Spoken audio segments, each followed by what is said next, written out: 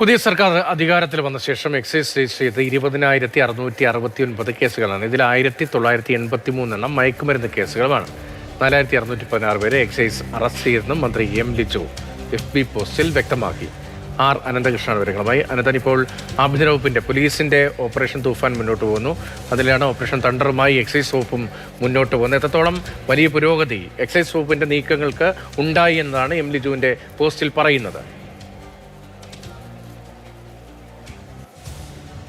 രതീഷ്, നമ്മുടെ നാട്ടിൽ നമ്മുടെ യുവാക്കൾ വലിയ തോതിൽ ലഹരിക്ക് അടിമയായി എന്നുള്ളൊരു വസ്തുതയാണ്. അപ്പോൾ അതുമായി ബന്ധപ്പെട്ട ഒരു വൈകാരികമായ ചില വരികൾ കുറിച്ചുകൊണ്ടാണ് എക്സൈസ് മന്ത്രി എം ലിജു ഈ കഴിഞ്ഞ ഇപ്പോഴത്തെ യു ഡി എഫ് സർക്കാർ വന്നതിന് ശേഷമുള്ള എക്സൈസിന്റെ ലഹരി വിരുദ്ധ പ്രവർത്തനങ്ങൾ സംബന്ധിച്ചുള്ള വിശദമായ കുറിപ്പ് ഇട്ടിരിക്കുന്നത്.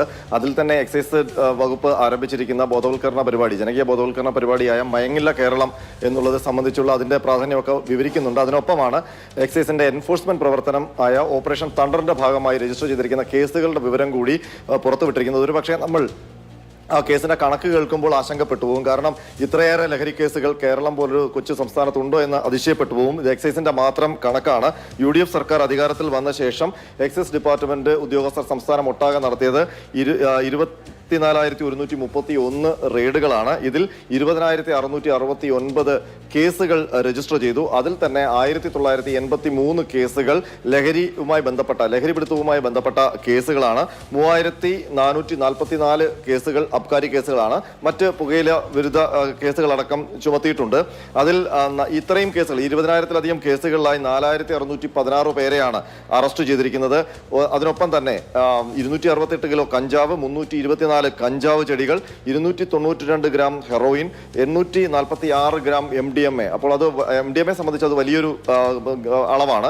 അതിനൊപ്പം തന്നെ 924 ഗ്രാം മെത്താഫെറ്റമിൻ, അതുപോലെ 9,135 ലിറ്റർ ഇന്ത്യൻ നിർമ്മിത വിദേശ മദ്യം, അങ്ങനെ മദ്യത്തിന്റെ കണക്കൊക്കെ പറയുന്നുണ്ട്. ഏതായാലും ഇതിനകത്ത് MDMA, മെറ്റാഫെറ്റമിനും അടക്കം കഞ്ചാവ് അടക്കമുള്ള ലഹരി വസ്തുക്കളുടെ കണക്ക് ഭീതിപ്പെടുത്തുന്നതാണ്. അപ്പോൾ ഇത്രയേറെ വലിയ എൻഫോഴ്സ്മെന്റ് പ്രവർത്തനം ഈ ഒരു ഗവൺമെന്റ് വന്നതിന് ശേഷം നടത്തിയപ്പോൾ ഇത്രയേറെ പിടിക്കപ്പെട്ടു എന്നാണ് എക്സൈസ് ഡിപ്പാർട്ട്മെന്റ് ഇപ്പോൾ എക്സൈസിന്റെ മന്ത്രി എം ലിജു തന്നെ ഫേസ്ബുക്കിലൂടെ അറിയിച്ചിരിക്കുന്നത്. ഏതായാലും അതിനൊപ്പം ആഭ്യന്തര വകുപ്പിന്റെ ഓപ്പറേഷൻ തൂഫാൻ ഒരു ഭാഗത്തൂടെ നടക്കുന്നുണ്ട്. അതിലും ഇത്രയേറെ ഈ രണ്ട് വകുപ്പുകളുടെ കേസുകളും എടുത്ത് പരിശോധിക്കുമ്പോൾ നമ്മൾ ഞെട്ടിപ്പോകും. കാരണം അത്രത്തോളം ലഹരി ഈ നാട്ടിൽ വേരാഴ്ത്തി എന്ന് ഈ കേസുകളുടെ കണക്കുകൊണ്ട് തന്നെ വ്യക്തമാണ്. രതീഷ്, ആർ അനന്തകൃഷ്ണ വിവരങ്ങൾ നൽകിയത്. പുതിയ സർക്കാർ അധികാരത്തിൽ വന്ന ശേഷമുള്ള എക്സൈസ് വകുപ്പിന്റെ കാര്യക്ഷമമായ നടപടികളാണ് എക്സൈസ് മന്ത്രി എം ലിജു വിശദീകരിക്കുന്നത്. 20,669 കേസുകൾ സംസ്ഥാനത്ത് ഇതിനകം രജിസ്റ്റർ ചെയ്തു പുതിയ സർക്കാർ വന്നതിന് ശേഷം എന്നതാണ് അദ്ദേഹം വ്യക്തമാക്കുന്നത്. ആർ അനന്തകൃഷ്ണൻ ആ വിവരങ്ങൾ നൽകിയത്.